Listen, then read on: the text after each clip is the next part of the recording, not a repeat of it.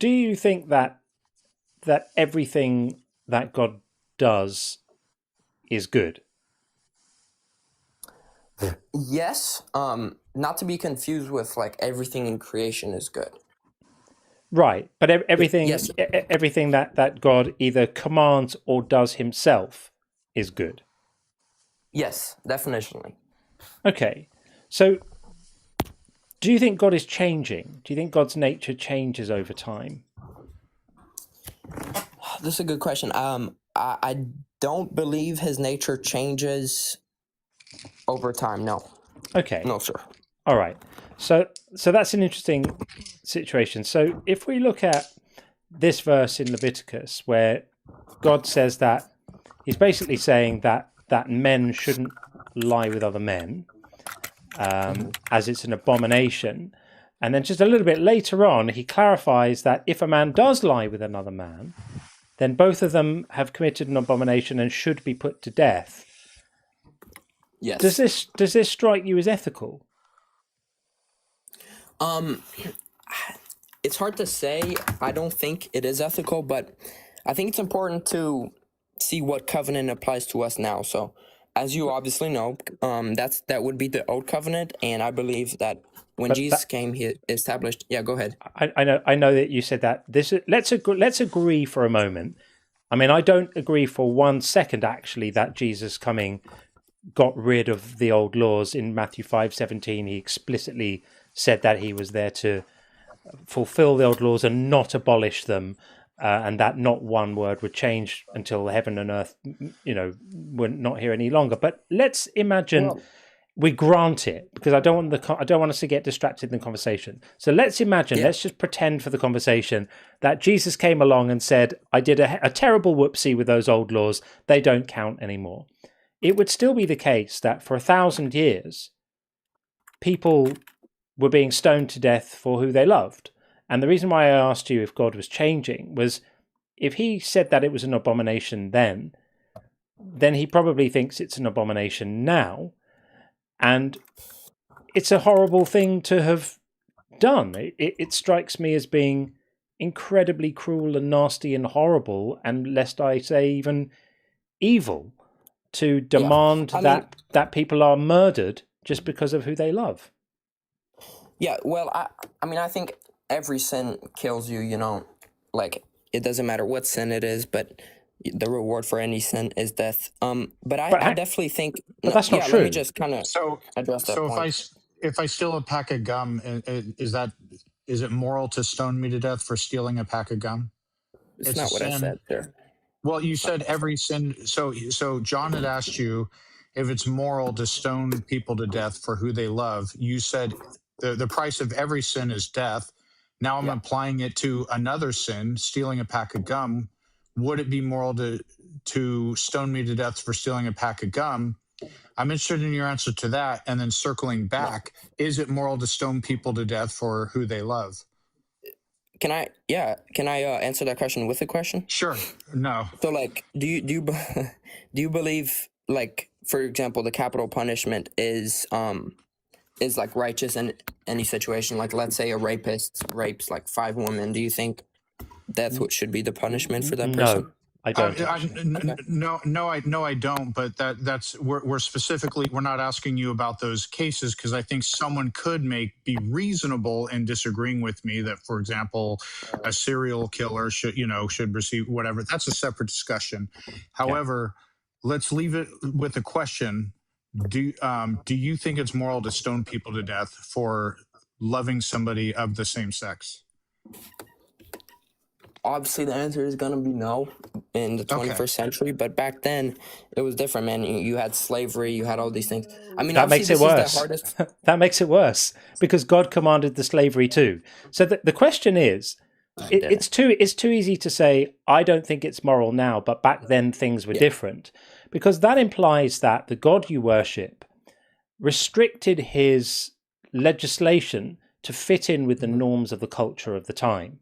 And that is patently ridiculous. This is the sovereign creator of all reality in the universe, telling people what he wants them to do and how he thinks they should behave, right?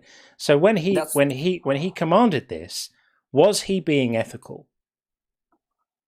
Yes. He was. But what I kind of wanted to bring up, and I guess we kind of glossed over it, was the new covenant. So that would be my answer to it, is the new covenant. I know you said, you don't think, but I would bring up Gospel of If Luke The new 22:20.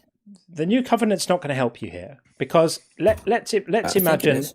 Well, no, it's not, because as I said, I'm prepared to grant, even though I don't accept it, for the purpose of this argument, I'm prepared to grant that Jesus came along and changed things to make them better and got rid of stuff. That doesn't get him off the hook for having done it in the first place. If I beat my child in the morning with a hammer, and then in the afternoon I take him to the park for an ice cream, and I'm really nice to him, It doesn't make it better. it doesn't make me Father of the Year. So my question is really, I mean, you did answer it, and it's an appalling answer.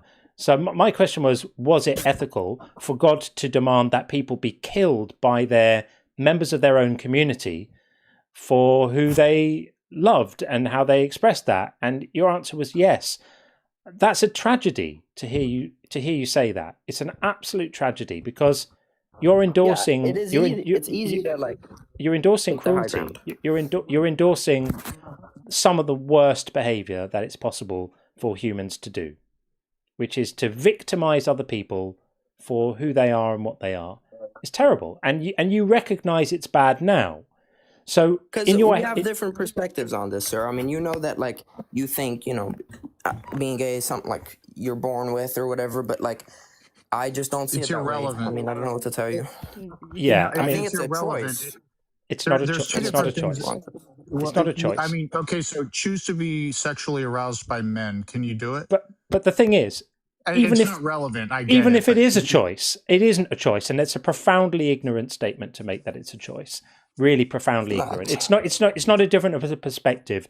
It's one of us being connected to reality and one of us being fucking clueless. But even if it was a choice, it would still be an absolutely horrific act of barbarism to murder people for making that choice. It doesn't hurt anyone. If two men want to love each other, that's not hurting anyone. What is the moral logic of executing them for it? So, for example, when the Greeks would lie with children, right? We're not No talking one about said that was children. bad. We're not talking about children. When two men want to love each other, what's the moral logic for murdering them for doing that? Make a case. Well, we don't make see a case. Christians- Yeah, we don't see Christians doing it today.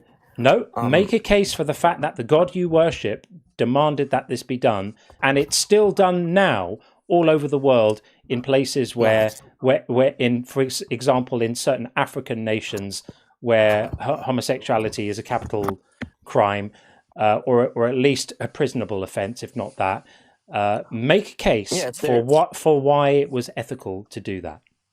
Yeah, I'll make the case if you want, 100%. But go on then. Okay, you want me to just do it right now? Yep. Okay, because it says when God created man, Adam, so Adam and Eve, they created them for women to lie with men and men to lie with women. And if you go against that, it's an abomination for God because it's going against nature. That's not making an ethical case. That's just pleading to your book. That's pleading to a book of fairy tales to say that it's okay to violently discriminate against people. That's not, and you haven't made an ethical case. Tell me why murder is wrong, objectively. Well, that's changing the subject. I'm not going to pivot away from this. Because it's the same. I don't want to pivot, sir. No, well, murder is wrong. It's not saying objectively. I don't think it's like wrong. Lying but with a kid, for example. Subjectively, I think that murder is wrong because it causes harm. And for a man to have sex with a child is wrong because the child is not capable of giving consent, and it's an act of violence in that sense. But for two men to be with each other is not an act of violence. It's not an abrogation of anybody's free will. It doesn't cause any harm to anybody. It just offends people's religious... It doesn't. It just offends religious sensibilities. What harm does it do? Yeah. What harm does it cause? It's an abomination of God. I mean, what harm does it cause? It causes you to go to hell, sir. What harm does it cause to anyone else? because it hurts the family of the people. It hurts your family, especially back then. I mean, you affect you're everyone. you're just projecting your own homophobic views and the homophobic views of that society, Bro, which you're legitimizing. It's disgusting. You should be ashamed of I was trying to yourself say. for what you're saying. Okay. You should really be ashamed of Well, yourself, thank Leo. you. All right.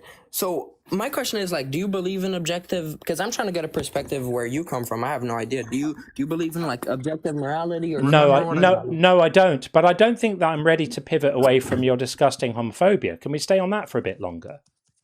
Sure, man. Yeah, I think that you should really think about this. It's so inhumane. There are people who struggle in life because they're gay and they're same-sex attracted, and they're not capable of just deciding to start fancying women because you think they ought to. It's so disgustingly lacking in compassion for those people, for you to so casually declare that the capital punishment that your book indicates for them is righteous and moral.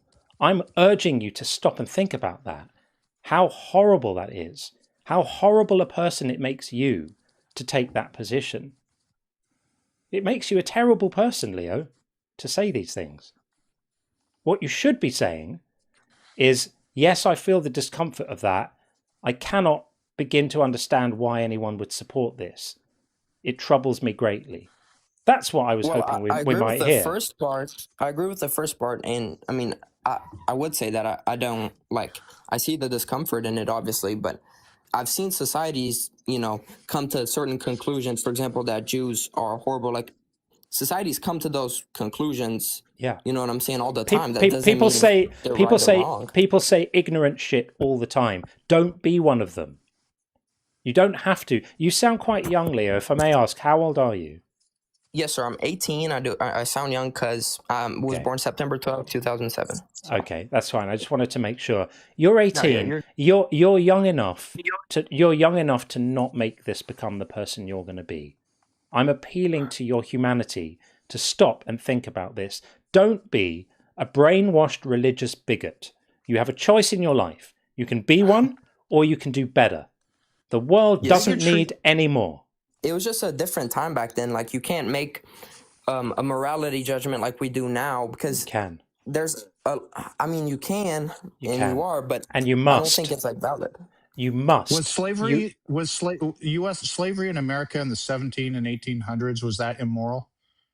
Yes, and who abolished slavery? I mean, it was largely Christians. I'm sure you know the history. I'm glad many Christians, not all. I'm glad that those Christians did not listen to their Bibles, and I'm grateful for that. So, for anyone who doesn't, just for the avoidance of doubt, because people sometimes haven't seen this stuff, I know that you have. So here we have Leviticus 25:44. As for the male and female slaves, this is when he's finished talking about the Hebrew slaves, and he said, they're not really your slaves, they're your fellow Hebrews. You can't treat them harshly. They're just there to work off a debt. And then he turns to, in the law, the people who you are allowed to own as equipment, as farm equipment, essentially human farm equipment. As for the male and female slaves who you may have, it's from the nations around you. You may acquire male and female slaves. You may also acquire them from among the aliens residing with you and from their families who are with you or have been born in your land. They may be your property. You may keep them as a possession for your children after you, for them to inherit as property. These you may treat as slaves. But as for your fellow Israelites, no one shall rule over the other with harshness. So you can rule over, the people from other places with harshness, and you can beat them to death if you want to, as long as they don't die too quickly from their injuries, and you can pass them on to your kids like a nice dining table. Do you think that was okay? Are you going to make the same? Are you going to make the same argument here as the terrible position you took on men with other men, that it was like just a fact of the time and God had no choice but to allow it? So slavery in the Old Testament was, like the guy was saying, it's indentured servitude. So it's also not like, and I'm sure you obviously know this, you're educated. It wasn't like chattel slavery, right? It was. Obviously, what I just read to you was not indentured servitude. That's why I was at great pains to spell out for you the difference. The indentured servitude pertained to fellow Hebrews. Do you understand that? Yeah, no, I'm saying they called it slavery, but Right. it functioned a little more like this functioned indentured nothing at all like indentured servitude. Under indentured servitude, after 6 years or in the Jubilee year, people could go free if they were men, and they had certain protections that were not available to the slaves from other nations who were never allowed to go free at any point. They remained property forever for you to pass on to your children. That isn't indentured servitude. That's chattel slavery in every chattel sense of the slavery. word. You could never be freed, right? They could. Pretty much. These guys were never freed. That's why it said you pass them on to your kids. What about Exodus 21, 2-6? That probably relates to the Hebrew slaves. But I mean, if you buy, let me see, if you buy Hebrew, it says servant, but yeah. Yeah, to the Hebrews. For 6 years. Yeah, that's the Hebrews. That's the Hebrews. That's the Hebrews. That's the indentured servitude that we're not worrying about. Pretty grim anyway, but we can see that as being categorically different to the non-Hebrews who did not benefit from any of those protections. They never ever got to go free, ever. And if they had any children while in slavery, their children were born slaves. Imagine being a baby and being born a slave, and then knowing that your entire life you're going to be owned by someone like a piece of farm equipment, never ever to be able to pursue a life of any freedom or self-determination ever. Don't you think that's horrible? Horrible, man. Yeah. Horrible. Your God, of course, your God permitted it, endorsed it, validated it, regulated it. It's disgusting. He regulated it. I don't think he encouraged it though. That's exactly what I've just read you. I've read you the verses allowing it. He allowed it. Because God obviously knew that people at the time would do it anyway. Were people killing anyway? Were people killing at the time? Of course, brother. Okay, so did God forbid killing? Yes. Okay, so how is that an argument for allowing slavery? Your argument was, well, people would have done it anyway. Well, people were killing anyway, but he could ban killing. I'm saying that it happened. He's not going to go ahead to this society in the context and be like, hey, guys, let's stop slavery completely. You have to put it in context. Why? Is he lame? Is he just like a shit middle manager? Like a bureaucrat? He's not a shit. It just sounds lame. If I was God, I would say, people don't own other people. I am your Lord. I am God, your Lord. Don't own other people fucking ever. That's what I'd say. I would make it absolutely unambiguous. He went out of his way to tell people what haircuts they could have.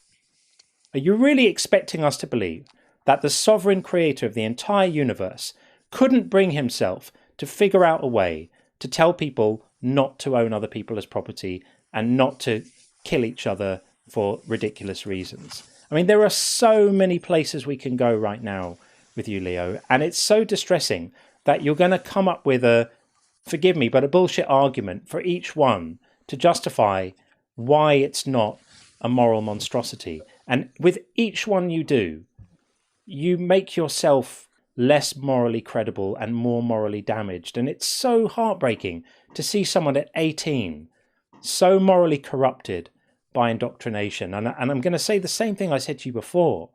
Stop. Don't be this person. Don't be don't be the person who defends slavery on the internet, because God just couldn't bring himself to say no, don't do it. That you should be better than that. Yeah, but I don't know. I guess maybe you guys are right. But we'll find out, obviously. But I don't know, because obviously you're asking me probably the hardest question for any person that believes in any deity, which is a problem of evil. So I'm not going to give you guys a satisfying answer that will satisfy you guys. But well, it's not quite the problem of evil, because the problem of evil is why does a good God permit evil? That's one that we have actually discussed earlier today. I'm bringing up something worse. This is why does he actually explicitly instruct it? Is it okay for parents to organize to have their own children killed? No. Right. Why is it not okay? Because parents should protect their children, not kill them, sir. I agree that parents should protect their children. So let's have a look at this verse where God is giving his rules for exactly what parents need to do with their children if they're a little rebellious. This is in Deuteronomy 21:18. And this is another one of God's laws, right? Now, this is not something that he's just allowing people to get on with. This is God telling people what to do. So if someone has a stubborn and rebellious son who will not obey his father and mother, who doesn't heed them when they discipline him, then his father and mother shall take hold of him and bring him out to the elders of his town at the gate of that place. They shall say, "This son of ours is stubborn and rebellious. He will not obey us. He's a glutton and a drunkard. Then all the men of the town shall stone him to death." So there's an instance of parents under the rule of God being obligated to arrange to have their rebellious sons killed by the men of the town. All the men of the town, the women are excused this duty, but it falls on the men to go and kill this young guy because, he's been a bit rebellious. Now, I don't know if you've been rebellious. You sound to me like you're probably quite a well-behaved 18-year-old, but quite a lot of 18. You don't know. Well, I don't know, but maybe you're not. Maybe you have your moments of pushing boundaries and experimenting, and I think you should. Yes, I think that's part of being 18. I think that's a normal part of being 18 is that you piss your parents off occasionally. You push some boundaries and there's some negotiation and some wiggle room and everyone's trying to figure out where those lines are and the power dynamics in the relationship are changing and you're not in minor anymore and all of that stuff. I think it would be pretty uncool for your parents to have you stoned to death for just being a normal teenager, right? And I think it's an absolute travesty that God here is commanding people to kill their children for such behavior. I think it's absolutely disgusting. And your appeal to this will be, well, maybe that was what needed to happen back then. But parents didn't love their children any less back then, and children weren't any less deserving of the protection and love of their parents back then than they are now, right? And yes, but I don't think classifying them as children is I think they're most likely adults because it does say drunkard and stuff. It does, like that. but it also says in that verse, not doing what their mom and dad say and won't be disciplined and not behaving. So we're assuming that's why I said 18, right? Like someone about your age. Okay. Not children like minors. I'm not suggesting that this happened to 6-year-olds. Got you. But I'm still my parents' child now, even though I'm a fully grown adult. My parents said, if you ask my parents how many children they have, they would list me on the list, even though I'm not a child. I'm still their son. I'm still, so amenable for this. So I don't think this verse is very good. What do you think about it? Yeah, man. So I think at face value, you're obviously going to be shocked at it and whatever, but I think, I'm repeating myself, but if you put it in context, so back then, as you know, parents had complete control. Their fathers had complete control of their kids. And I think my priest did talk about this, not about this exact one, but about punishment in general. And from my understanding from his sermon, it is more restricting what parents could do because they can't punish them privately. They can't kill their kids privately because they're disobeying. So if you read the verse, I think it's saying to bring them to the public authorities so they can judge him, the things he did. So they can kill their kids. Listen to what you're defending. You're defending Leo, God telling people to have their children killed by the mob. Do some honest introspection here. The only reason you are defending these things, like the slavery, everything we touched on, the stoning of their children, and all of that, the only reason you're defending them is because they come from your Bible.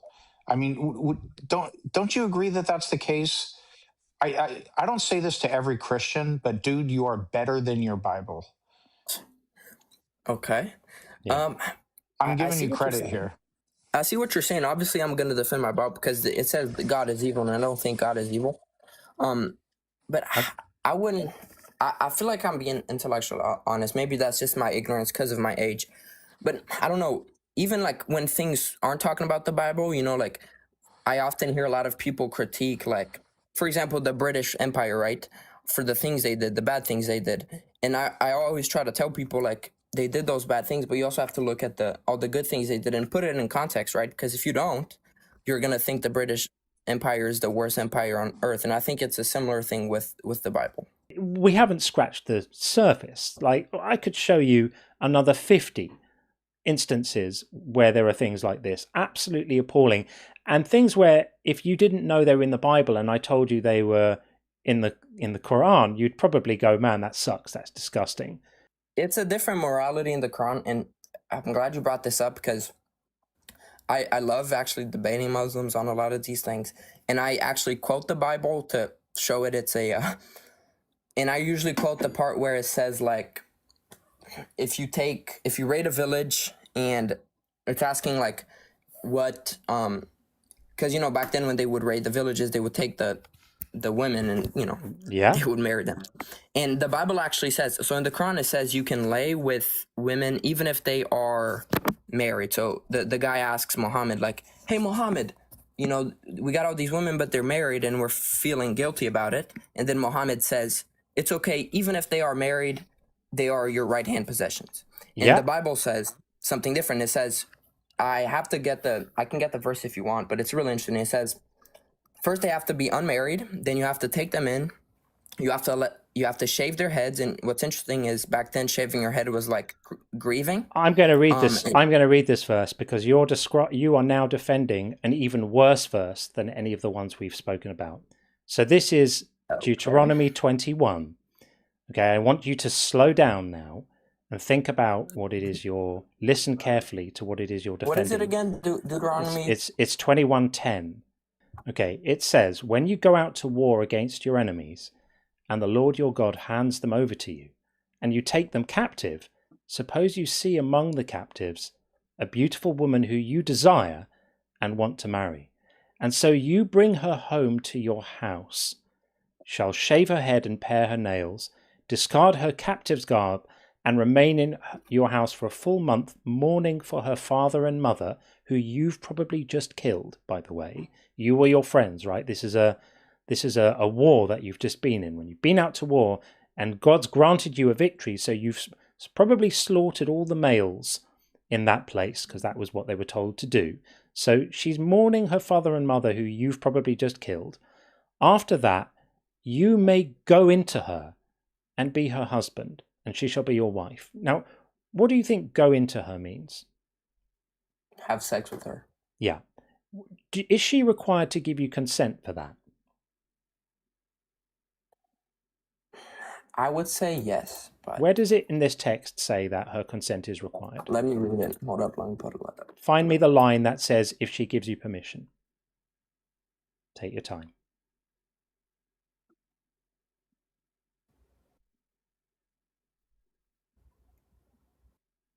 So when it says you may go to her and be her husband and she shall be your wife, yeah, doesn't that mean they're like getting married and it's consensual? It's not consensual. So you get to have sex with her. Her consent is not required. And then after that... But then it says you must not sell her or treat her as a slave. So what this says is that, what this says is that if you change your mind and you don't like her, you have to let her go. That's not a high bar. That's not a Then moral... it says you must not sell. Yeah, you're not allowed to sell her as a slave. That's what it says. That's not a moral flex. Okay, so we're going to concentrate on this. I want you to just try and put yourself in the shoes of this poor young woman who may well have been a young girl, because, as you say, in those days things were a little bit different. So this might have been someone of, say, 15 years old. Yes. Something like that. Okay, you and your 15, buddies, 14, 15 years old, yeah. You and your buddies have gone to where she lives and killed her family. Okay, you've been victorious in war. So you've killed her family, and now you've taken her back to your house and forced her to shave her hair and cut her nails, and given her 4 weeks to get over the fact that you and your friends killed her family. And then you think she's going to want to have sex with you? Probably not. Probably not. But you're entitled to do it anyway, according to this law. Is this a good law? So as I was saying, it's not a good law because you have the new covenant, but at the time it was an adequate law. Obviously. Was this a moral thing to tell people they could do, bearing in mind that if any of this stuff is historical, people would have done this. So this would have been done thousands or tens of thousands of times over the centuries that happened after this point. I really need you to be in the moral moment here. So knowing how many young girls, or young women if you want to call them that, would have been war raped. That's what this is. This is war rape.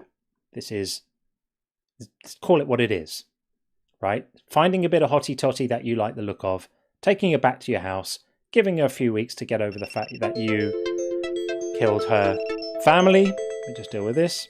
That's TikTok checking in. But my entire point was that it's not rape, though. Of course, That's it's why I was rape. talking, because it says make rape. her your wife. You Of know course, what I'm it's saying, rape. bro? No. Hang on a second. Okay. If you have sex with someone and she hasn't given you consent, that's rape. You can make her your wife. Presumably she gave consent. Why would she give consent? You've just Because- killed her family. Why do you think she would give consent? If she did give consent, it would be under fear for her own life. It would be coercion. It would be like if I say to you, if I put a gun in your mouth and I say, I'm going to pull the trigger unless you let me have sex with you right now. You're going to give me consent, aren't you? Because you don't want me to pull the trigger. That's not really But consent. it also doesn't say, like, if she says no or whatever. Because the entire reason was Muslims, it says you can take her as your right-hand possession. It doesn't say Right. marry her. Because in Islam, there's a difference between marrying and having, I right-hand agree possessions. I agree Okay. that scripture in Islam is deplorable, but we're not talking about Right, that but now. You We're talking understand about the difference between, like... we're talking about this one, which in my view Yeah. is just as bad. It's just as bad. No, I get it. And what I'm trying to say is, it says treat her as your wife. It literally says treat her as your wife. And how are you supposed to treat your wife? You're not supposed to treat her bad. You're not supposed to one of rape the ways you treat your wife is you give her consent about whether she wants to be your wife.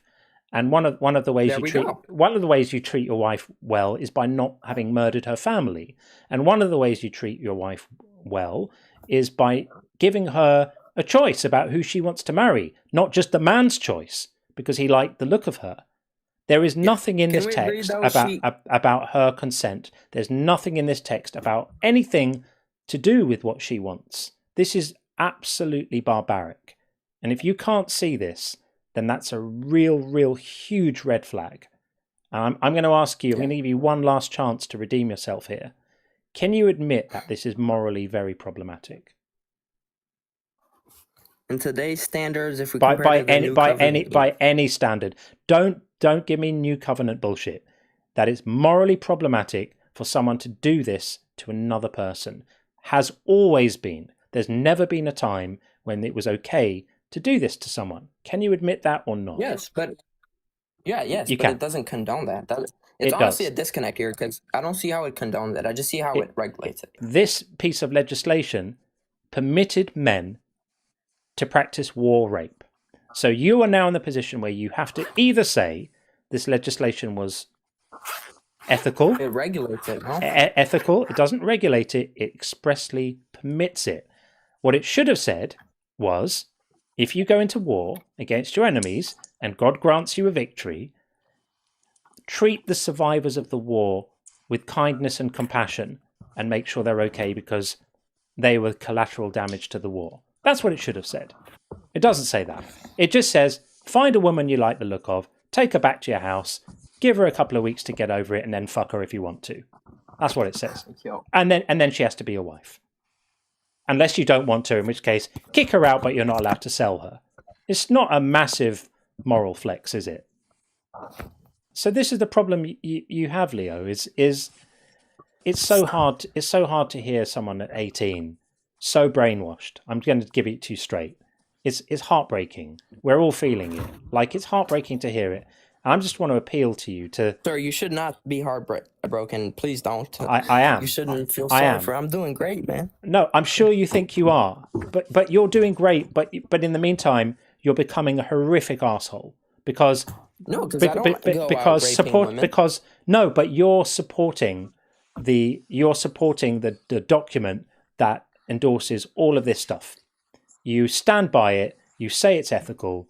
You say that the God who commanded these things is ethical. That makes you culpable morally by implication. You're signed up for this stuff. And I sort of feel like while we're writing down horrible stuff to look at, I don't think that we could end this conversation without touching on the trial by potion in the Book of Numbers. Do you know about this?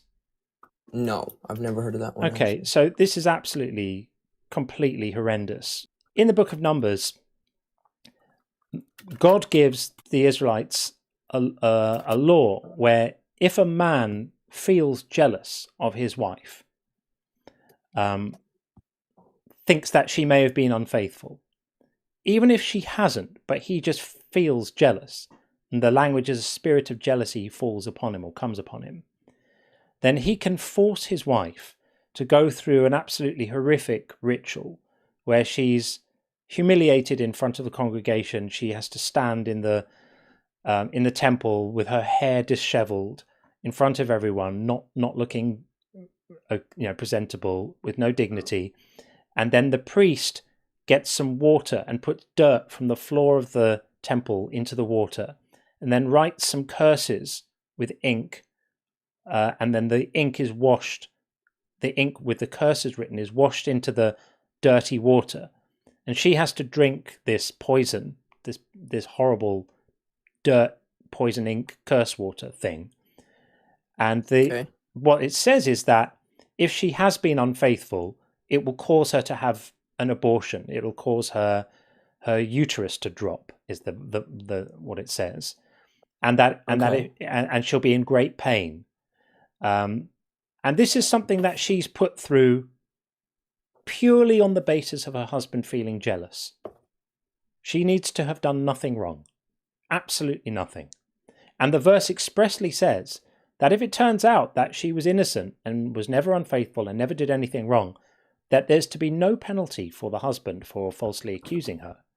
But she's not given any compensation or an apology or anything like that. Her fertility may well have been destroyed by this, having to drink this poison and having had her uterus drop and all this, the damage that it might cause her. The ritual itself is a punishment, right? Having to go through this is a punishment. And it's done to her not on the basis of anything she's done. It's done to her on the basis of her husband feeling insecure and possessive and jealous. Okay. You're not going to tell me that that's moral, are you? The way you put it, no. But I don't know. That's the way it is. That's the way it is. So I guess I'll have to say no. So thank you for being honest. Live with this stuff. I mean, our job here is not to jump on you and, humiliate you. That's not what it's about. I'm appealing to you. I'm saying you're still young enough to change course. I'm not even saying disavow your faith. I'm just saying, think about this stuff differently. Be honest with yourself about the moral implications of this stuff. Don't twist yourself into a pretzel to try and justify the unjustifiable. It's not a good life. All right. I get that. All Appreciate it, man.